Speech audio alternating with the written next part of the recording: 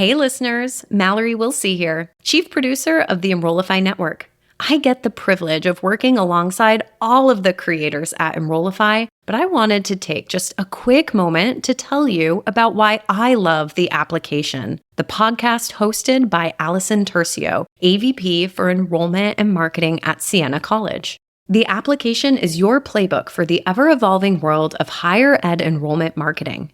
This podcast zeroes in on the niche, often unexplored areas of the field, delivering a potent mix of actionable insights, practical strategies, and cutting-edge perspectives. Some of my favorite episodes are on topics like activating your school's student influencers, mastering the student inquiry moment, and even a roadmap to web accessibility. Allison cuts to the chase and keeps you entertained in these short 30-minute episodes that drop every other Tuesday. You can subscribe to the show by visiting podcast.enrollify.org or just search the application wherever you get your podcasts. With the enrollment cliff looming, conversations about ramping up non-traditional student recruitment have increased among some colleges and universities. So I thought it might be interesting to take a look at employer branding through the eyes of a non-traditional student. We're going to hear about the hurdles that non-traditional students have to go through, not only to get into school, but to stay in school. Also, we're going to learn about the expectations that non-traditional students have of faculty and staff.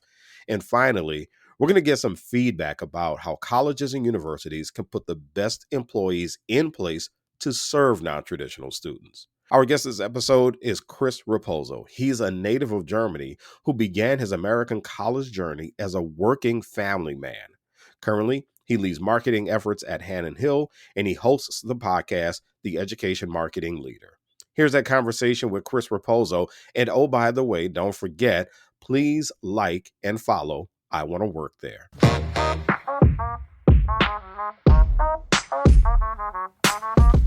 No matter the institution, company, or organization, everyone wants to find the best talent, and everyone wants to keep their best talent. Higher education is no different. I'm Eddie Francis. I've worked in both talent acquisition and higher ed marketing. On this podcast, we're going to explore the ways to create a great experience for faculty and staff on your campus. Because in education, a great employee experience equals a great student experience.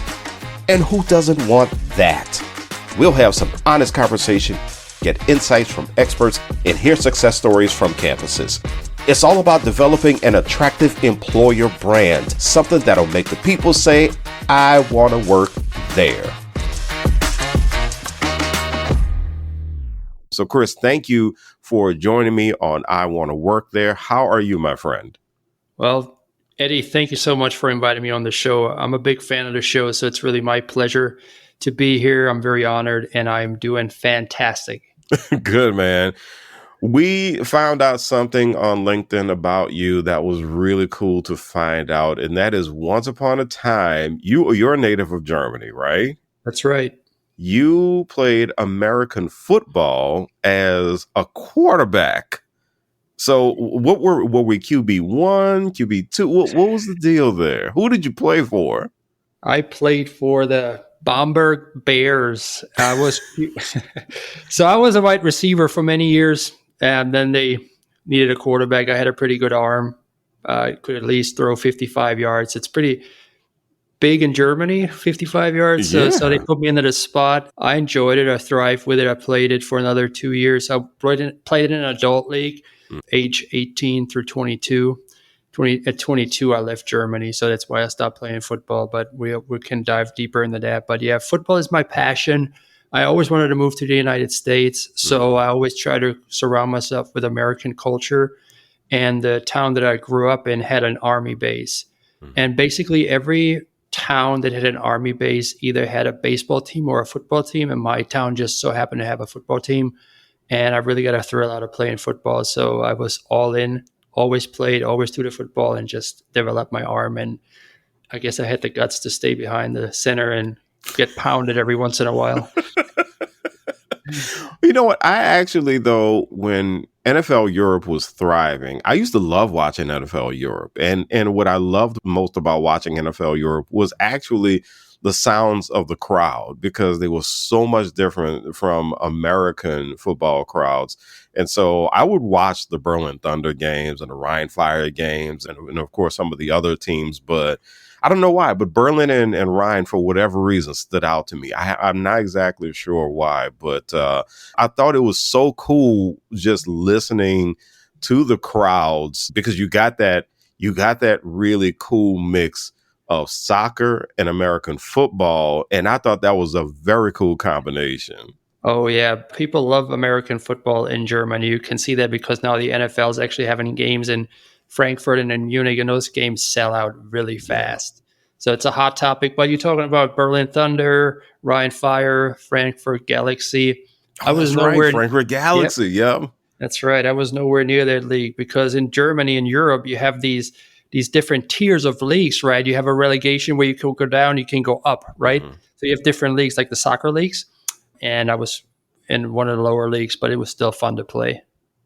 Absolutely, man. That's cool, man. I thought that was such a cool piece of trivia that you posted on LinkedIn about yourself. So let's talk about your coming to the U.S. So what led you to attend college in the U.S.? Was that a goal in your coming to the U.S.? So yes, because we just touched on the football aspect of it. So I came to the United States at the age of 22. I was still in my prime, and I thought to myself, hey, I can definitely play college football. There's no problem playing college football, right? The issue was I am basically, you could say, first generation students when it comes to that, especially in the United States. I mean, my uncle went to university in Germany, but none of my mother's side went to university, and especially not in the US. And I had nobody to tell me the system and how this all works. So I rock up at University of South Florida at the athletics department and say, hey, I want to try out for your football team. And they said, well, you have to be a student. And all my transcripts were in German. So they said, so I couldn't just show up and then they'll show me the way. They weren't waiting for me exactly. So the guy said, hey man, you need to get your transcript translated. Then you probably want to go to community college first, get your AA, and then you show back up here. And I said, oh, okay, let's do that. But then reality hit, and I was like, well, I'm here by myself. I got to make a living. I got to pay rent. I better get a job. I can't go to school. So I lived in the United States for about 8 to 10 years before I ever set foot on campus. I went to trade school in Germany. I was a concrete finisher. I got my degree in Germany. I moved to the United States and I thought I was done with school.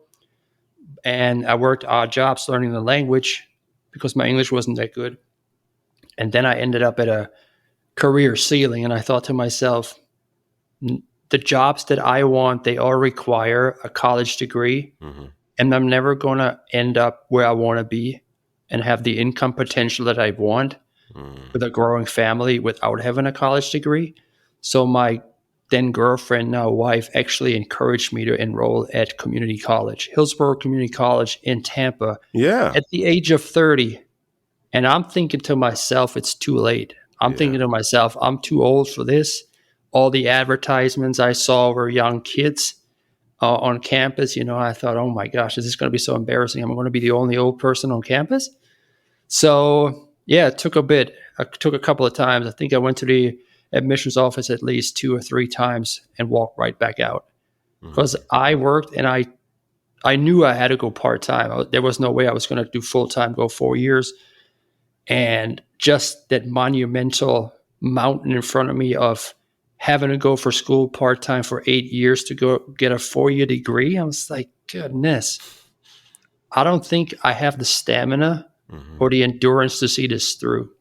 But then I looked at my wife and I was like, well, she deserves the best. So I better get a better income, so I got to get started somewhere. So that's how I got started in pursuing the college venture of mine. And I was also very conscious about finances. So I wanted to make sure that I go the route where I can pay out of pocket so I don't have any student loan debt. So community college was a good fit at the beginning. Wow. And then, so you went from community college and then you transferred to 4-year? Yeah, because I got my AA and then I transferred to the University of Florida, the online section, because I lived in Tampa. Yeah. And there were several schools. So my GPA was really good. I really applied myself. So I had a lot of options. I could have gone to Florida State, Central Florida, University of South Florida, which is in Tampa. Mm-hmm. But since I was working, I really didn't want to deal with continuously having to go to campus, which I had to do at HCC, find parking after school, commute during rush hour. Yeah. Yeah, so it's an easier way. University of South Florida was in kind of northeast Tampa, and all the traffic went there. I lived in South Tampa. I thought, this is going to take me an hour to get to campus. It's not going to be pleasant. And I already had my first kid at that time, so I had to be home. So when University of Florida Online sent me a postcard telling me that the Gator Nation is everywhere, and the tuition was relatively low for a fantastic school, it was no brainer. University of Florida was the only school I applied to, and luckily I got in, and then the rest is history. Yay, marketing. I mean, that worked like a charm. Gator Nation is everywhere. Mm-hmm. And here you are, Gator Chomp, years later. Yeah. So when you started at Hillsborough, was there anyone who stood out to you in terms of faculty or staff that made you feel confident that you were in the right place doing the right thing? Yes. So there was one guy, because when I applied to school, they said, you have to do a placement test. We got to see where you are to put you in the right classes. And I thought to myself, placement test? What's a placement test? And I said, okay, I'll do the placement test. That's fine. It's like a reading test, a writing test, and a math test, just to see if you're on the right level for college classes. And they said, make sure you study it. Make sure you study it. And I thought, yeah, I didn't study anything. I just went in there and I winged it, right? Because I had no guidance. Nobody told me what the repercussions were from if I didn't study it, right? So I went in there. For some reason, as a foreigner, I passed reading, I passed writing, I failed math. Mm-hmm. I mean, I failed math. I was never good at math. So I had to do the remedial math courses for the first 2 semesters. And that was the other thing that prolonged the whole college experience, because I had to do the elementary school math, which I totally needed. I mean, it's been 10 years since I've been in school, so I lost all the math skills. Mm-hmm. But there were professors there at Hillsborough Community College which were used to dealing with adult learners, with people that didn't know how to do math. And they were so kind and accommodating. They didn't give us a break per se, but they just taught it in a way that was easily understandable. It was still difficult, but I was able to squeeze through all of my math courses. And then I applied to University of Florida Online, and they said, hey, you need 2 more courses. You need statistics if you want to get into communication schools. And I was like, I want to go to communication schools. Why do I need statistics? And they said, the statistics sucks. I know. It's a prerequisite, they said, just to see if you're on the mental level to get into UF. I said, okay. Data and economics. And I said, okay, I'll do it. I didn't want to do it, but I did. And then there was this guy. He was so brilliant. He was an Indian guy. His dad was a math professor. He was a math professor. And I'm thinking, this is going to be the barrier. I'm never going to get into UF because I'm not going to pass statistics. But this guy was so good at teaching it that I walked out of this class with an A, and I was like, holy cow. It's all about the professors, right? Yeah. Like, and the way they teach it. And this guy is just such a wizard in a way to simplify it that even a guy like me who doesn't know math knows how to get through it. Yeah, I can relate to that so well, because I studied strategic leadership for my master's degree at Tennessee State University. I did the online program, and I was terrified of statistics because I'm like you, I'm not a numbers person. And when I tell you terrified, I mean terrified. But I had this professor, he was like your professor. He was just really good at teaching it. And he also understood as well that a lot of us in the course were adult learners. And so he knew he wasn't going to see a lot of folks coming right out of undergrad into this master's program. And so he was the same way, really patient, also really funny. He found ways to make the class hilarious at times. And like he would slip in math jokes all the time. And I would just be sitting there at my computer laughing at these math jokes and laughing at him during his video lectures. It was the coolest experience. So with you, did you have any customer service expectations before even, say, applying to Hillsborough or especially applying to Florida with that Gator Nation is everywhere? I mean, did you have any customer service expectations? Well, when I went to Hillsborough Community College, I had no clue what I was doing. So I had no expectations whatsoever, right? I just walked in and I said, hey, where's the enrollment office? I have no clue what's going on. So there were no expectations when I went into Hillsborough Community College. But then when I switched over to UF Online, I had a couple of years under my belt. So I kind of knew what to expect and I kind of knew what to look for, especially when it comes to academic advisors. I had people like college professors at HCC, they kept telling me, hey, you should make sure you take advantage of your academic advisors. Make sure you take advantage of your academic advisors. But for me, there was a industry jargon because I didn't know what an academic advisor did, right? They just said, hey, go to the academic advisor and ask, for a degree audit. And I'm like, I don't even know where the academic advisor is, let alone what they do. So that was one thing. But then when I went to UF Online, I knew how to find my academic advisor. Her name was Bridget Dunbar. I'm forever grateful to her. Every semester, I would check in with her. I say, hey, let's do a degree audit. What should I do next? Like, which classes do you think I should take combined? Because I always took 2 classes. And I say, hey, can you tell me which one's a little not as hard? And then pair it with a more difficult one. And then she always did that for me beautifully there at UF Online. And then there were some other things where I knew where to go. If it's financial aid, for example, the word Bursa, when I said, because I paid out of pocket, I say, what do I pay? I didn't know where to pay, but obviously going online, asking the online customer service board at UF Online, they always did a good job just telling me exactly where to go. And when they said Bursa, I was like, what the heck's up Bursa? I always saw the tab for Bursa, but I never clicked it because I didn't know what it was. But then, found that one out. And I know other higher ed marketers continuously say that should be changed on higher ed websites as well. Absolutely. I agree 100% that it needs to be. I mean, it's so funny. I had this conversation at the last university where I worked, and when we were in the process of redesigning the website, one of the big conversations was simplifying language because that university served a lot of first generation students. And so, we were sitting there like, why don't we just make the tab pay here? I mean, it's just like, because we got these questions all the time. And one of the questions is, what's a bursar? And I even had that question when I started working in higher ed. I had completely forgotten some of the language from being a student. So I remember somebody was like, oh, well, the bursar's office. And I was like, bursar? I was like, who the hell is a bursar? I mean, it was a lot of that.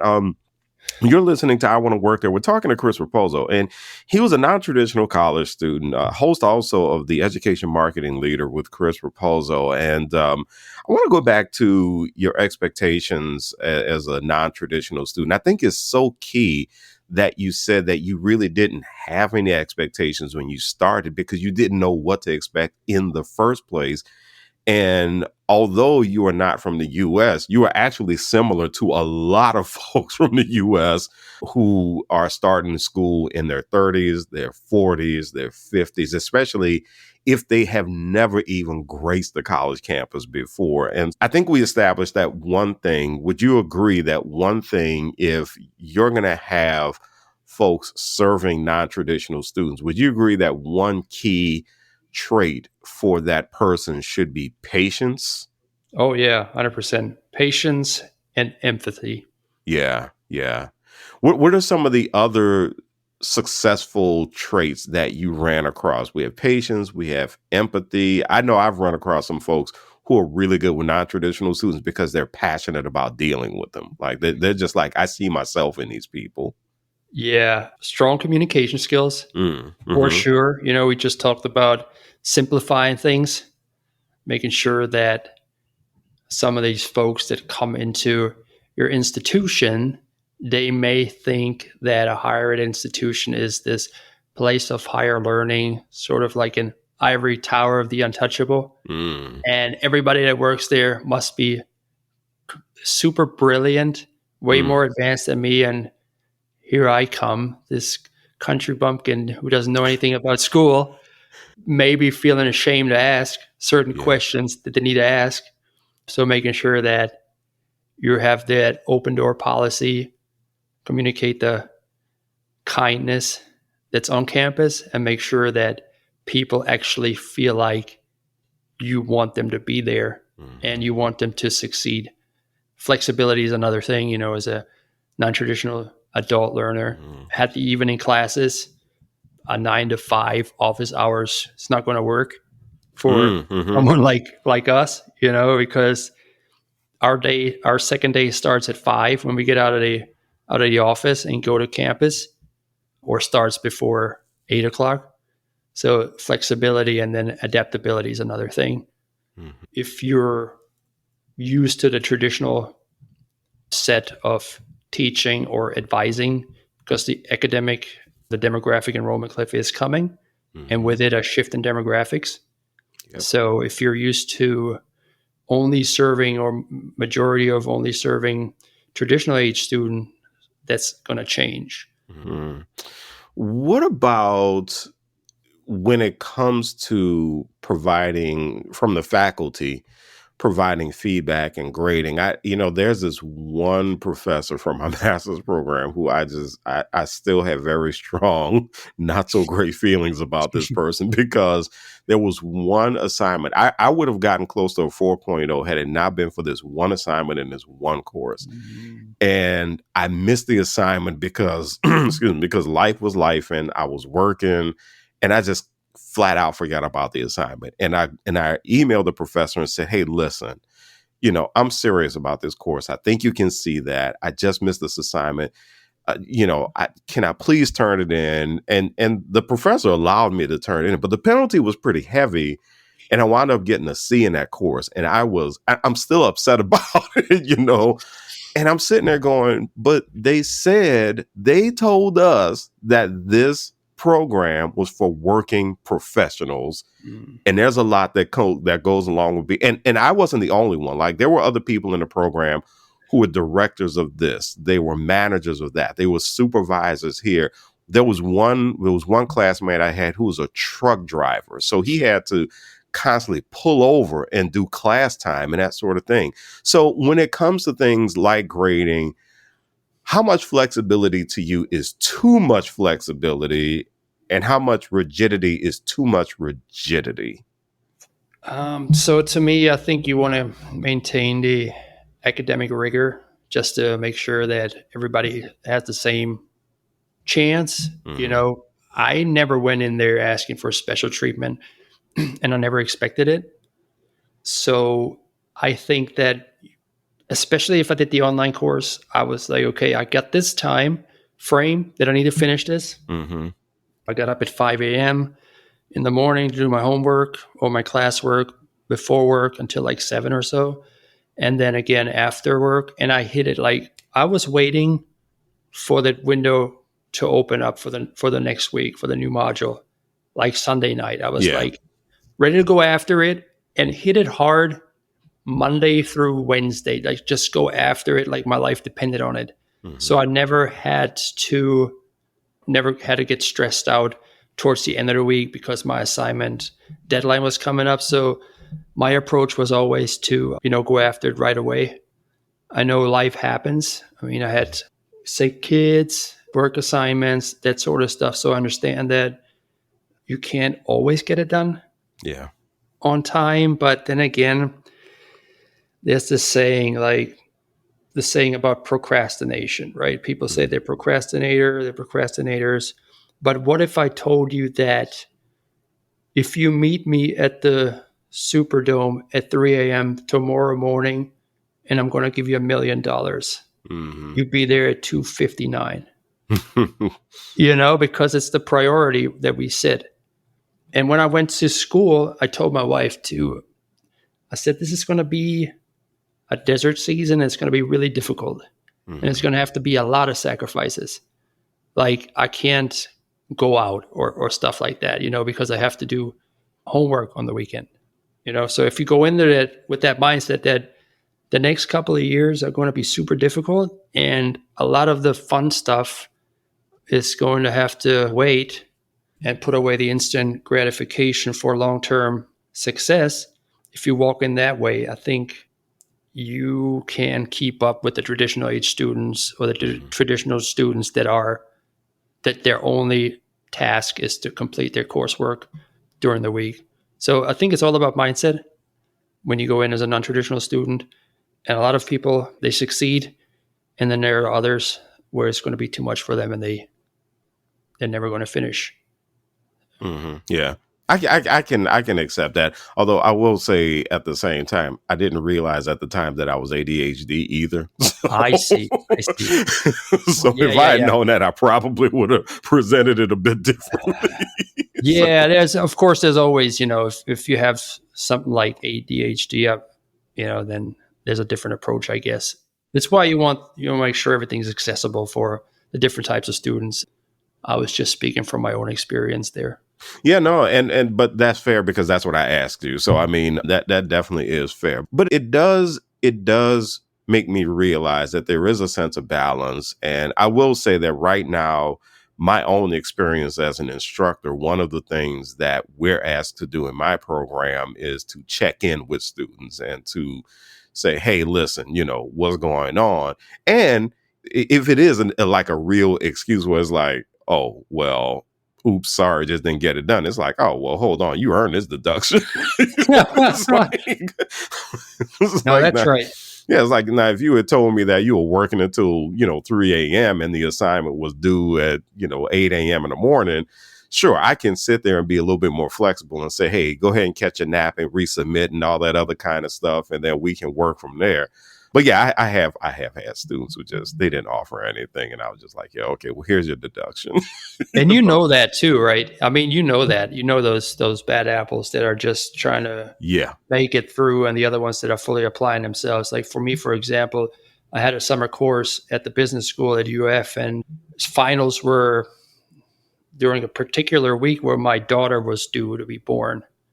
But 4 weeks before, when they said, hey, final's going to be there, I told the professor 4 weeks before, I said, hey, man, my daughter's scheduled to be born during that week, so I may have some issues getting this final done if it falls in that particular window. Mm-hmm. So I think what I said earlier, that you have to have communication skills as faculty and staff. It goes back to the student as well. You got to make sure you communicate effectively.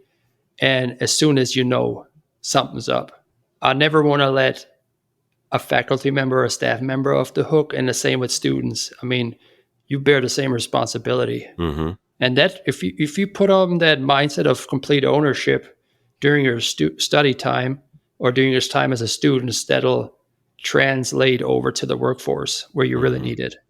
Yeah. So. Yeah. Listening to you, it really sounds like if anyone is going to really serve non-traditional students effectively, that they have to realize that there's a lot that goes along with that. And of course, there's a lot that goes along with serving traditional students, but non-traditional students, there are so many more moving parts when it comes to life and life happening and people having full-time jobs and that sort of thing. And then also some of the emotional stuff that comes along with it with some non-traditional students who are afraid because they're just getting back in. They're very nervous about it. So if let's put you in a position where we talked about some of the traits that you would be looking for. Let's put you in a position where you are the dean of a school or a dean of a college, and you have to hire these faculty and this staff and the support staff to work with non-traditional students.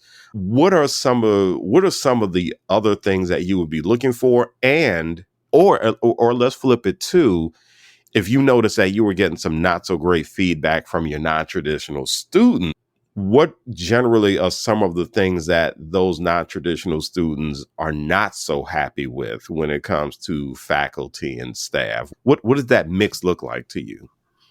Yeah, I think it's when the faculty can't put themselves into the shoes of the non-traditional students, right? So walk a mile in my shoes, that sort of thing. But you can say that all day long, but if you've never been one, you don't Yeah. know what they're dealing with, Yeah. right? So if I would hire staff or faculty, I would look for diverse backgrounds and preferably some people that went their non-traditional student route Mm-hmm. track so they actually know what's going on in Mm-hmm. the everyday life. Because I heard somebody once say that for universities, when it comes to marketing to non-traditional students, the competition isn't other universities, it's life itself. Wow. Wow. Because that is the competition. Because, hey, I got to pay rent. I can't pay my tuition. My kid's sick. I can't come to class. Or my boss is hounding me about a deadline. Which deadline do I want to miss? Mm-hmm. Probably going to be the school deadline. Because I got to keep my job, because I got to keep food on the table, because I got to keep a roof over my head. So that's the kind of stuff that if somebody's never been through the non-traditional route, and I hate the word or the label of privileged. I don't like that, Mm-hmm. because everybody has their own story and their own way. And if your path is from high school to undergrad to master's in a traditional route, I would take that any day Mm-hmm. if I could get it. But that wasn't my way. So I'll never look at somebody, oh, they had a leg up over me, or they didn't come from a different country. But what I do ask is somebody to be empathetic about the diverse background of the students that come to your course or to your school. And if you've never been in their shoes, either hire people to surround yourself with them to bounce off ideas, that if you have a student in your class who may have a problem and you've never experienced that problem, you have a colleague you can go to and consult about that particular issue that somebody else may know. It doesn't mean you have to be the one who walked through it, but maybe you want one or two people that are actually have experienced the non-traditional route and some of the hardships that come with it. Mm-hmm. And then again, I say hardships, everybody's dealing with stuff, right? It doesn't matter if you're coming from if you had the traditional route or not, you had other issues. You may have had super demanding parents who asked you to have a 4.0 GPA or else I don't know what, Yeah. but there's a lot of pressures either way. So it doesn't matter where you come from. Everybody's dealing with something. So we want to be always kind to these folks. And then, of course, you want to hire some individuals that have demonstrated commitment to adult learners when you interview for candidates. Doesn't mean they have to go through that route. And empathy is always important, Yeah. So you have these colleges and universities, and I'm thinking about a situation where one of the places where I worked, they wanted to beef up an evening and weekend studies program, knowing that there were going to be non-traditional students. And they were looking to build out the infrastructure of that program, or at least they were looking to improve the infrastructure of the program. They were looking to possibly make some additional hires. What are some of the considerations that you think that institutions need to make if they are going to deliberately head in this direction of wanting to attract non-traditional students? What are some of those initial considerations? one thing I really liked about my time at HCC and UF Online was that the majority of the faculty were all real world practitioners They weren't just in theory. They either had a job or they had their own company. Because when it comes to non-traditional adult learners, top of mind is career readiness. Mm-hmm. Because you have to hit the ground running, especially when you have a family. First of all, you're probably not going to be able to do any internships to learn the craft that you're wanting to do, whether it's upskill. In my example, it was a career change. Mm-hmm. So I needed to know what sticks in the marketplace and what's going to make me most marketable amongst employers when I come out of school. So that's why I chose the University of Florida as well, because it's such a well-recognized school and well-respected school that I knew if I applied to a job, either people would look at me like, oh, this guy is from Florida, he may know a thing or two, or the network that I have, the alumni network through Florida, they may help me out getting a foot in the door at a particular job. So definitely making sure that you have faculty and staff that know what's trending and don't teach stuff from 10 years ago or 5 years ago. That's completely outdated, because that's not going to help those students that are trying to get a leg up in life. I'm going to ask you one more question, because you mentioned marketing a couple of times.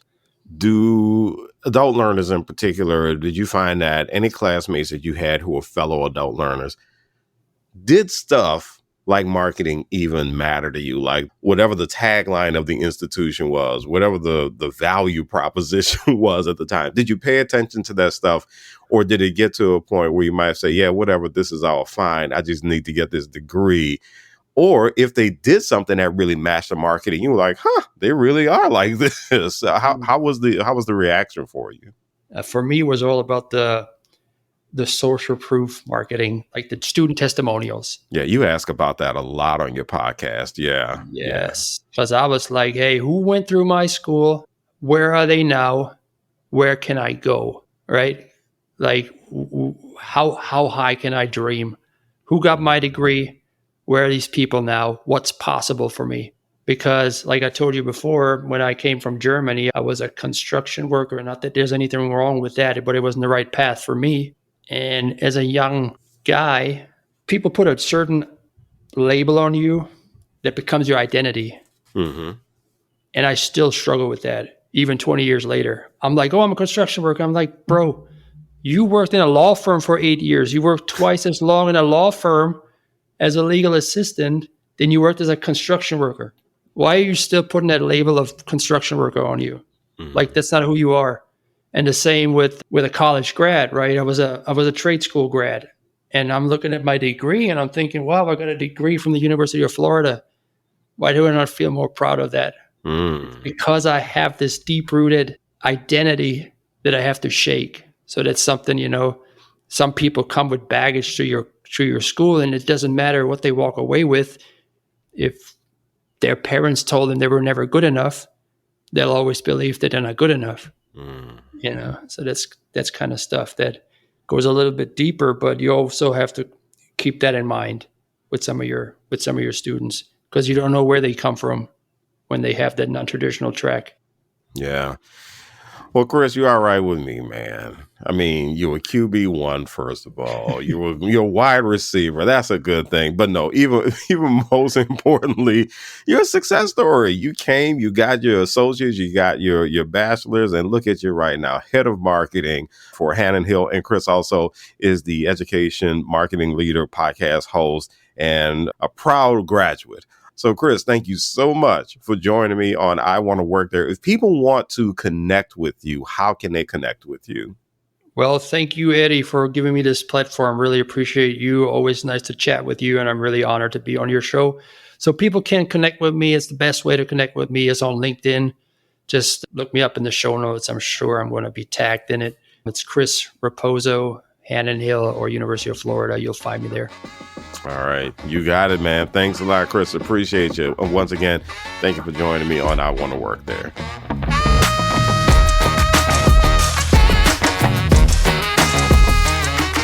I Want to Work There is part of the Enrollify Podcast Network.